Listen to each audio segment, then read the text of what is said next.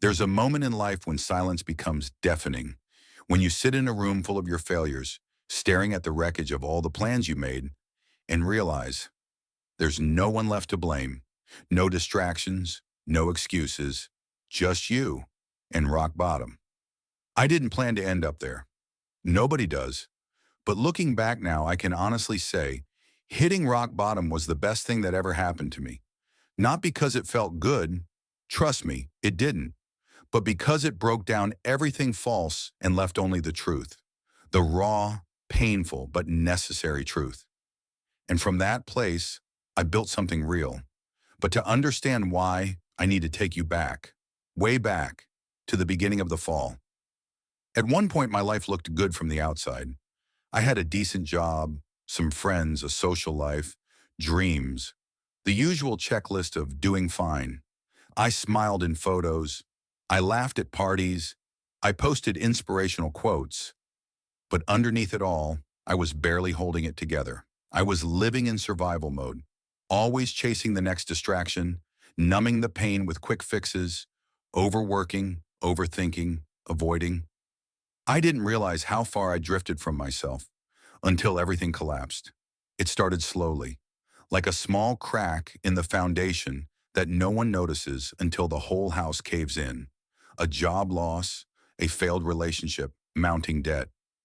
But it wasn't just the events, it was the way they piled on, one after the other, with no time to catch my breath.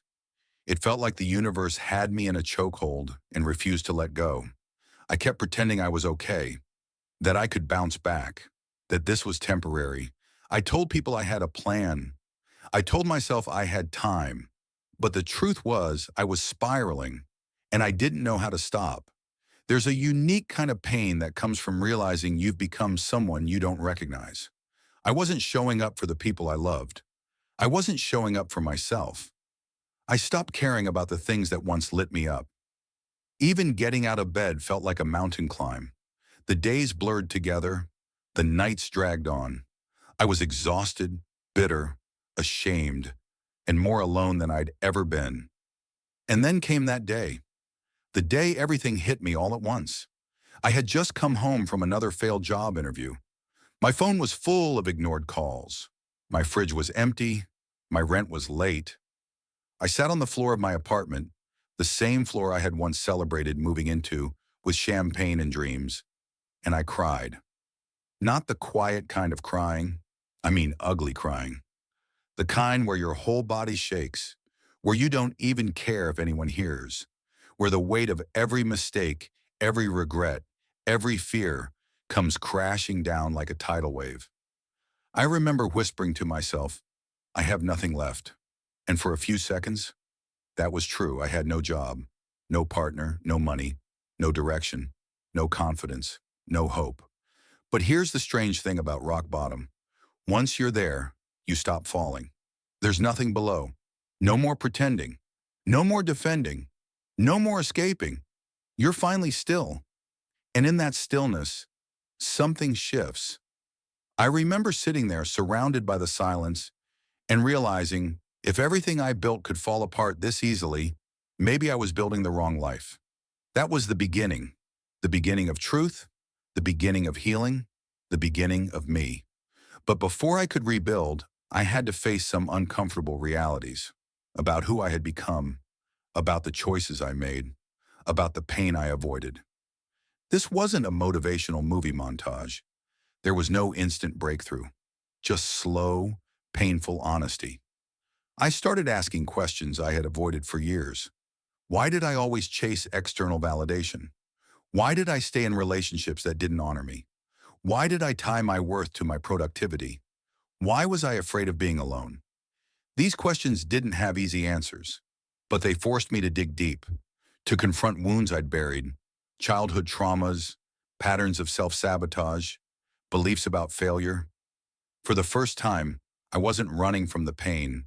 I was sitting with it. It was brutal, but it was real. I started journaling everything, every emotion, every memory, every lie I had told myself. I stopped trying to be strong. I let myself be messy, vulnerable, human. And that's when I discovered something powerful. Rock bottom isn't the end. It's a reckoning. It's an invitation to rebuild on truth, not illusion. I didn't suddenly wake up with a six-figure job and a healed heart, but I did wake up with clarity. And clarity is the seed of change. I began making tiny, almost invisible steps. I cleaned my space, not for Instagram, but for me. I created a morning routine. Simple things like stretching, meditating, drinking water. I reached out to people I had shut out, not for validation, but for connection. I cut off the toxic habits that kept me numb. I sought therapy, the real kind, where you do the work. Every step felt fragile, but every step mattered. And slowly, something inside me began to change. Not my circumstances. Those took time, but my mindset, my heart, my relationship with myself. I learned that self-love isn't a bubble bath. It's holding yourself accountable. It's forgiving yourself for your worst moments. It's refusing to abandon yourself ever again. I used to think confidence came from success.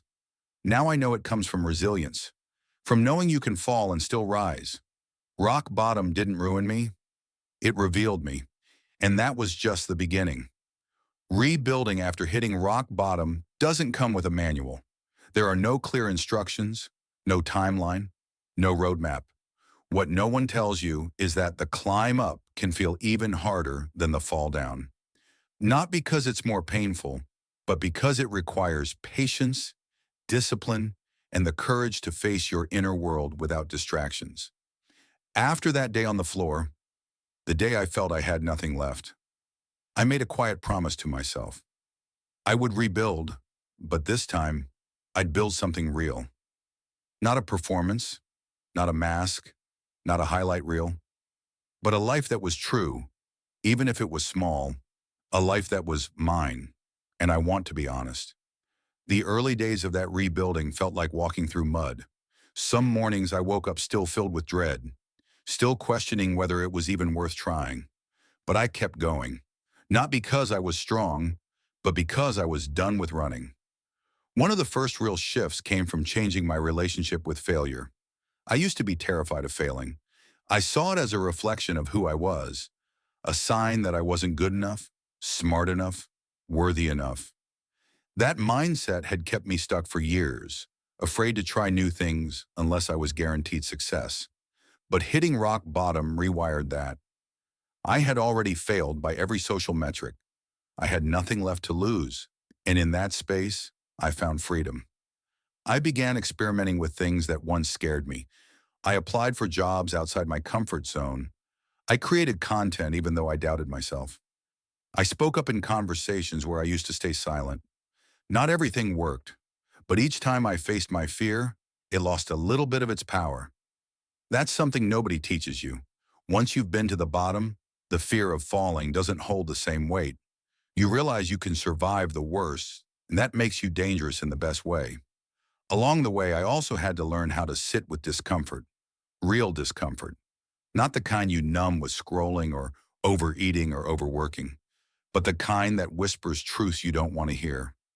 I realized I had been using busy as a distraction, that I had filled my life with noise to avoid silence. But now with no job, no distractions, no external validation, I had to sit with me, just me. That was terrifying at first, but slowly I started getting to know myself.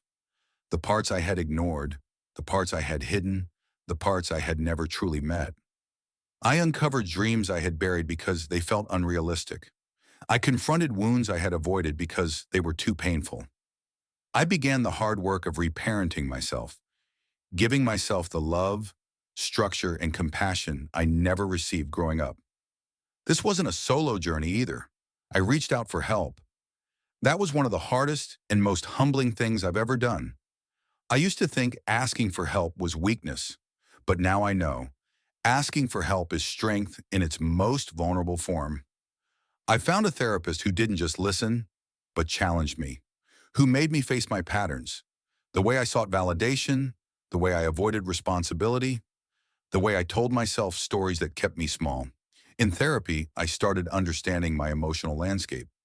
I realized I had been operating from fear, fear of rejection, fear of abandonment, fear of failure. And that fear had shaped my choices, my relationships, my identity. But fear only has power in the dark. Once you name it, it starts to shrink. As I worked through my inner world, my outer world slowly began to shift. I started freelancing. Nothing glamorous, just small gigs that reminded me I still had something to offer. I moved my body every day, not to change it, but to reconnect with it. I journaled obsessively, page after page of thoughts, breakthroughs, grief, hope. And then one day I had a moment, a small, quiet moment that changed everything.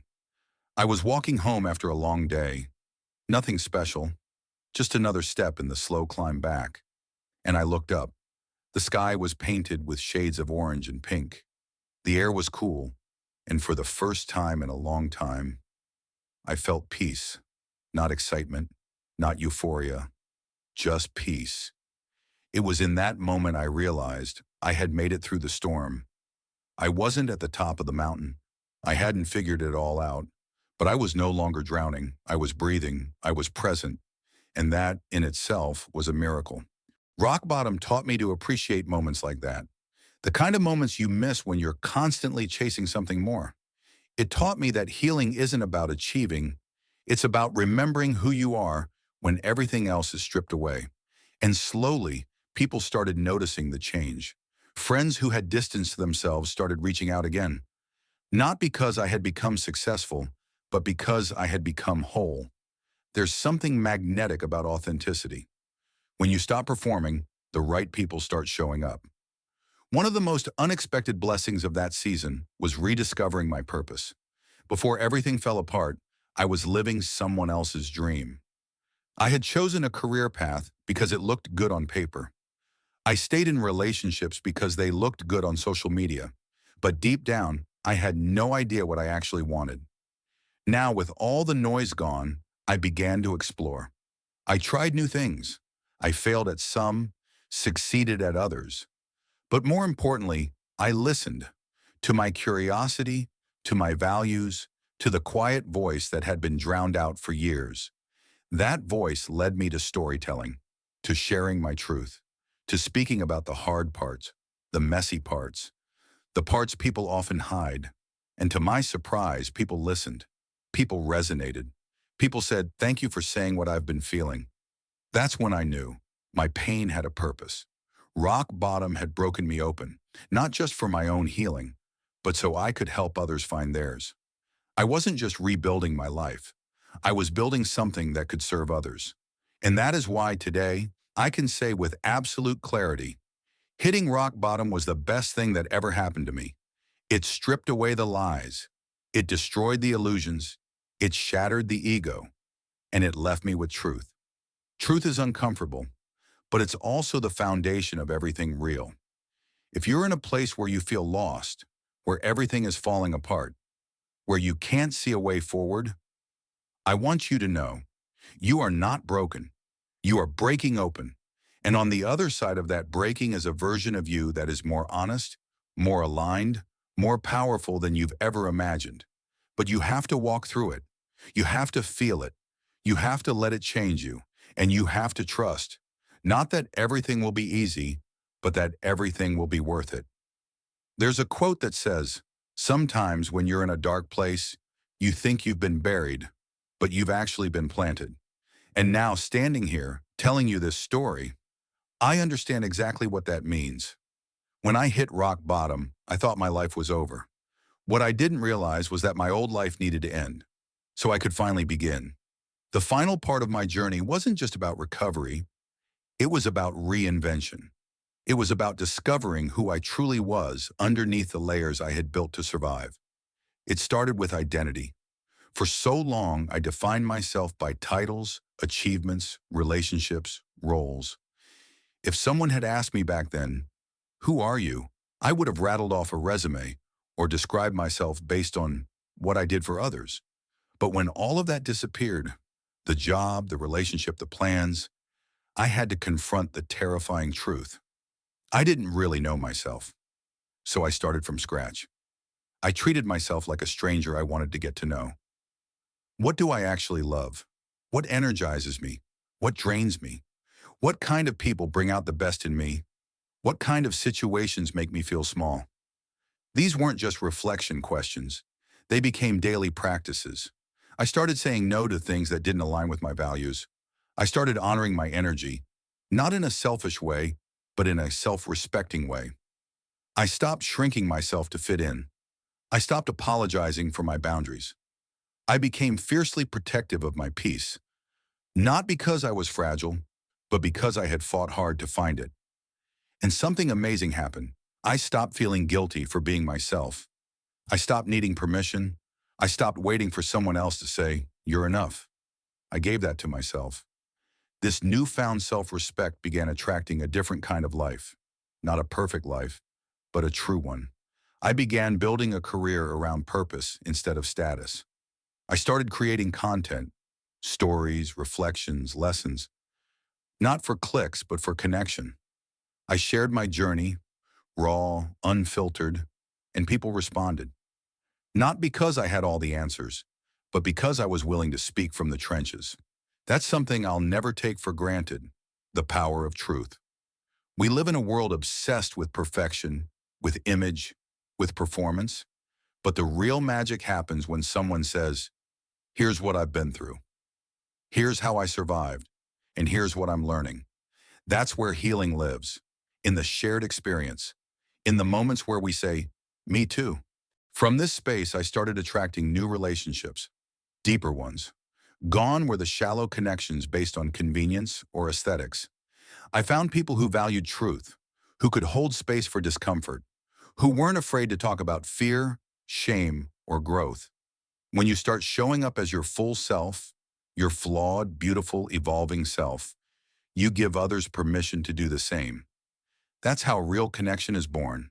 And for the first time in my life, I felt seen, not for who I was pretending to be, but for who I truly was. But it wasn't all upward momentum.